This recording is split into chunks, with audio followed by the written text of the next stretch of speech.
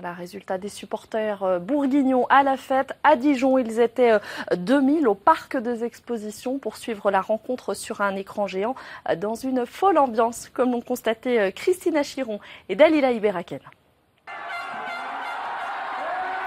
Expulsé, le stress d'un match à suspense. Les cœurs des Dijonnais ont sûrement fait quelques bonds, comme pour davantage profiter de la victoire. Après un scénario quand même comme ça, après avoir été mené 1-0 en première mi-temps, on avait quand même des difficultés et là c'est le soulagement de qualifier pour les quarts de finale. Donc là je pense que c'est une nouvelle compétition qui commence et c'est l'émotion, c'est pour ça. Super contente, c'est cool. À la mi-temps, oui, on a eu peur. On a eu peur que les Français perdent et tout, mais en fait après c'était bien. Bon match, oui, mais la deuxième mi-temps c'est mieux. Contente, oui, de but de Griezmann, bien. Plus de 2000 supporters fidèles aux Bleus. Avant le match, les pronostics sont optimistes, très optimistes. 5-0, 3-0. Finale de l'UEFA. 3-0. Il faut qu'on passe. On va passer. Pourtant, c'était loin d'être gagné. Dès la deuxième minute, l'enthousiasme s'envole.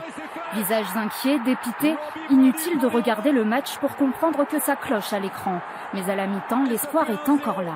C'est un peu laborieux, mais on y croit pour la deuxième mi-temps. Je pense qu'il y a ils ont encore pas mal de ressources et on devrait y arriver. Là, la fin de première mi-temps, ça jouait plutôt bien et je pense qu'ils vont se réveiller en deuxième mi-temps.